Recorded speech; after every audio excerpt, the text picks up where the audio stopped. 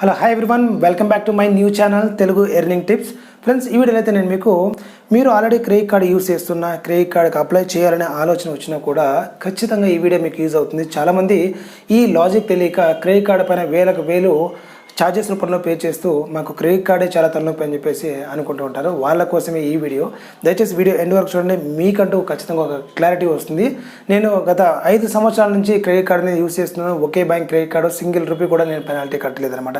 నాకున్న ఎక్స్పీరియన్స్ మీతో షేర్ చేసుకుంటున్నాను. ఈ వీడియోలో వచ్చేసి what is credit limit, credit లిమిట్లో ఎంత అమౌంట్ వరకు యూజ్ చేయొచ్చు పర్ మంత్, అండ్ దాంతోపాటు బిల్లింగ్ సైకిల్ అంటే ఏంటి, అండ్ డ్యూ డేట్ అంటే ఏంటి, ఓవర్ డ్యూ ఛార్జెస్ ఏంటి, క్యాష్ విత్డ్రావల్ ఛార్జెస్ ఏంటి అనే విషయాల గురించి ఈ వీడియోలో క్లుప్తంగా తెలుసుకుందాం. మరి లేట్ చేయకుండా టాపిక్లోకి వెళ్దాం. ఫ్రెండ్స్, టాపిక్లోకి వెళ్ళే ముందు ఒక చిన్న రిక్వెస్ట్, మీరు నా ఛానల్కి ఫస్ట్ టైం విజిట్ చేసినట్లయితే వెంటనే వీడియో కింద కనిపిస్తున్నట్లయితే సబ్స్క్రైబ్ అని క్లిక్ చేసి పక్కనే కనిపిస్తున్న బెల్ ఐకాన్ యాక్టివేట్ చేసుకోవడం ద్వారా నా ఫర్దర్ వీడియోస్ని మిస్ అవ్వకుండా ఉంటారు. నేను ఈ ఛానల్ ద్వారా మెయిన్గా money earning tips, money saving plans గురించి నేను మీకు ఎక్స్ప్లెయిన్ చేస్తూ ఉంటాను. వాటిని మిస్ అవ్వకుండా ఉండాలంటే వెంటనే సబ్స్క్రైబ్ అవ్వండి. సో మరి చూడండి, క్రెడిట్ కార్డు యూజ్ చేసిన వాళ్ళు, యూజ్ చేయాలనే ఆలోచన వచ్చిన వాళ్ళకు కూడా మీకు తెలియాల్సింది ఏంటంటే what is credit limit.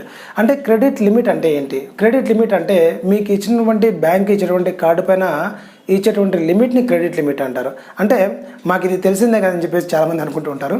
Credit లిమిట్ని ఎలా డిసైడ్ చేస్తారు? మరి క్రెడిట్ లిమిట్ అనేది ఒక వ్యక్తికి వచ్చేటువంటి శాలరీ కానివ్వండి, ఇన్కమ్ కానివ్వండి, ఇంటూ 3 టైమ్స్ అనేది బేసిక్గా క్రెడిట్ లిమిట్ అనేది ఉంటుందన్నమాట. ఫర్ ఎగ్జాంపుల్, ఒక వ్యక్తికి 20,000 శాలరీ ఉందనుకున్నాం. ఆ 20,000 వస్తున్నటువంటి పర్సన్కి 20 × 3 అప్రాక్సిమేట్గా 60,000, అంటే 50 to 60,000 అనేది క్రెడిట్ లిమిట్ అనేది ఇవ్వడం జరుగుతుంది. ఇలా ఉంటుంది. మరి ఒకే ఇద్దరు వ్యక్తులకి 20,000 రూపాయల శాలరీ ఉందనుకోండి, వాళ్ళ ఇద్దరు లిమిట్ కూడా సేమ్ అవ్వాలని మ్యాండేట్ ఏమీ లేదండి. ఎందుకంటే ఈ శాలరీ అంటే ఇన్కమ్తో పాటు వాళ్ళ యొక్క సిబిల్ స్కోర్ కానివ్వండి, రీపేమెంట్ హిస్టరీ కానివ్వండి, అర్లియర్ రన్ అవుతున్నటువంటి ఈఎంఐస్ కానివ్వండి, అన్నీ కన్సిడర్ చేసుకొని ఈ క్రెడిట్ లిమిట్ అనేది ఇవ్వడం జరుగుతుంది. ఈ క్రెడిట్ లిమిట్ పర్ మంత్ అనమాట. మంత్లీ అంత అమౌంట్ అని యూజ్ చేసుకోవచ్చు. మరి క్రెడిట్ లిమిట్లో ఎంత అమౌంట్ యూజ్ చేయొచ్చు అంటే, నా బెస్ట్ సజెషన్ ప్రకారము 30 నుంచి 40% అనేది ఎక్సీడ్ అవ్వకూడదండి. ఈ లోపు మీరు ట్రాన్సాక్షన్ చేసుకోవడం మంచిది. ఎందుకంటే మనకి ఇచ్చిన క్రెడిట్ లిమిటే మన శాలరీ ఇంటూ 3 టైమ్స్. అంటే మనం 30 to 40% యూజ్ చేసినామంటే ఆల్మోస్ట్ మనకి more than hour salary. So మనకి అంత అమౌంట్ యూజ్ చేయడం వల్ల ఏమవుతుందంటే మనకు ఉన్నటువంటి కమిట్మెంట్స్ ఫుల్ఫిల్ చేసుకోలేము. క్రెడిట్ కార్డు బిల్లే పే చేయడానికి సరిపోతుంది మొత్తం ఉన్న అమౌంట్ అంతా. దీని ద్వారా బ్యాంకు ఇంప్లిమెంట్ చేసిన ఛార్జెస్కి ఎక్స్ట్రా ఛార్జెస్ అని మీరు పే చేయాల్సి ఉంటుంది అన్నమాట. మరి ఈ క్రెడిట్ కార్డు యూజ్ చేసిన తర్వాత బిల్లింగ్ సైకిల్ అనేది ఇస్తారన్నమాట. మనం ట్రాన్సాక్షన్ చేస్తూ ఉంటాము. బిల్లింగ్ సైకిల్ అంటే ఏంటి? మరి ఈ బిల్లింగ్ సైకిల్ అనేది మనకి ఎలాగైతే క్యాలెండర్లో మనకి 30 డేస్ ఉన్నాయో, అదే విధంగా బిల్లింగ్ సైకిల్ కూడా 30 డేస్ ఉంటుందన్నమాట. అంటే ఫర్ ఎగ్జాంపుల్, మనకి ఎలాగైతే సాలిడ్ పర్సన్కి 1వ తారీఖు నుంచి 30వ తారీఖు వరకు పనిచేస్తే 5వ తారీఖు లేదా 10వ తారీఖు అంటే 5 to 10 డేస్ లోపు ఎలాగైతే మనకు పేమెంట్ వస్తుందో, అదేవిధంగా 30 రోజుల ట్రాన్సాక్షన్స్ అనమాట. అంటే 1వ తారీఖు నుంచి 30వ తారీఖు కావచ్చు, 11 నుంచి 10 కావచ్చు, 16 నుంచి 15 కావచ్చు, 21 నుంచి 20 కావచ్చు.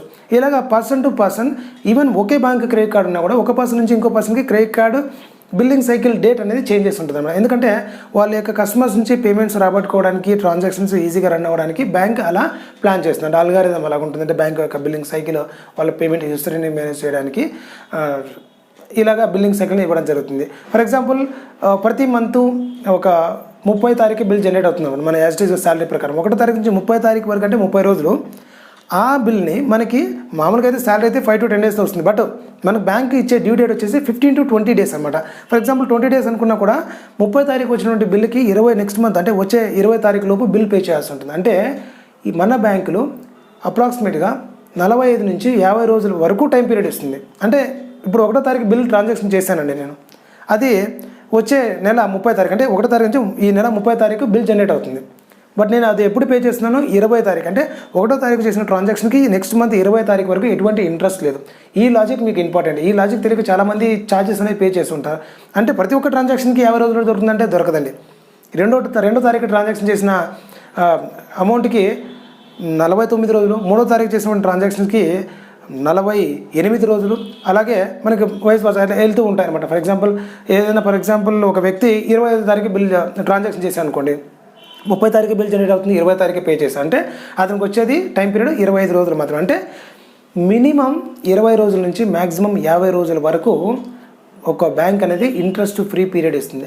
ఈ కాలాన్ని ఇంట్రెస్ట్ ఫ్రీ పీరియడ్ అంటారు అనమాట. ఈ బిల్లింగ్ సైకిల్ నుంచి డ్యూ డేట్ అనేది ప్రతి మంత్ బిల్ జనరేట్ అయిన తర్వాత 15 to 20 days ఇస్తుంది. దాన్ని డ్యూ డేట్ అంటారు. డ్యూ డేట్లోపు పే చేశారంటే 1 రూపీ కూడా మీరు పే చేయాల్సిన అవసరం లేదు. చాలామంది ఈ డ్యూ డేట్ క్రాస్ అయితే అప్పుడు ఇంట్రెస్ట్ ఎలా ఉంటుందో తెలుసా? హెవీ ఇంట్రెస్ట్, మోర్ దాన్ మనకు బయట వడ్డీకి తీసుకోవచ్చు. దానికంటే ఆ ఇంట్రెస్ట్ అనేది చాలా హెవీగా 3.45 3.54% అంటే పర్ యానం ఎంత అవుతుంది ఒకసారి అజ్యూమ్ చేసుకోండి. 40 to 50% మీరు పే చేసినటువంటి ఇంట్రెస్ట్ అప్పుడు మీరు బేర్ కూడా చేయరు. అందుకే మీరు ట్రాన్సాక్షన్స్ లిమిటెడ్గా పెట్టుకోండి. ఎప్పుడైనా 30 to 40% ఎక్సీడ్ అయితే కనుక చాలా డేంజర్, మీరు అది గుర్తుపెట్టుకోవచ్చు. లేదా ఏదైనా ఒక బిగ్ బిలియన్ డేస్ కానివ్వండి, మంచి ఫ్లిప్కార్ట్ సేల్ కానివ్వండి వచ్చిందనుకోండి, అప్పుడు ఏదైనా నో కాస్ట్ ఈఎంఐ ప్రోడక్ట్ తీసుకోవడానికి లిమిట్ కూడా ఉండాలి కదా. సో అందుకని ఎవరు కూడా మోర్ దాన్ దట్ మీరు ఎక్సీడ్ అవ్వకండి. ఎమర్జెన్సీ ఉంటే మనం ఏం చేయలేం, దాని తగ్గట్టు మీరు ట్రాన్సాక్షన్ చేసుకోవచ్చు. మరి ఇప్పటిదాకా credit limit, billing cycle, due date గురించి తెలుసుకుందాం. మరి what is withdrawal charges? Withdrawal charges ఎలా ఉంటుందంటే ఏ బ్యాంక్ అయినా విత్డ్రా చేసుకోండి అంటుంది. బట్ దాంట్లో ఉన్న లాజిక్ ఏంటి తెలుసా? మీరు విత్డ్రా చేశారంటే ఇప్పుడు చేసిన ఈ టైం పీరియడ్ ఏది ఉందో, నేను 1వ తారీఖు చేశాను, నెక్స్ట్ మంత్ 20వ తారీఖు పే చేసుకుంటానంటే అలా కుదరదు అనమాట ఈ విత్డ్రావల్ ఛార్జెస్ మాత్రం. విత్డ్రావల్ అంటే మీరు ఇవాళ విత్డ్రా చేశారంటే ఇవాళ నుంచి మీరు పే చేసేంత వరకు కూడా డైలీ ఇంట్రెస్ట్ అనేది ఇంప్లిమెంట్ అవుతుంది. అది కూడా సేమ్ యాజ్ ఇట్ ఈజ్, దానికంటే బయట వడ్డీ తీసుకోవడం బెటర్.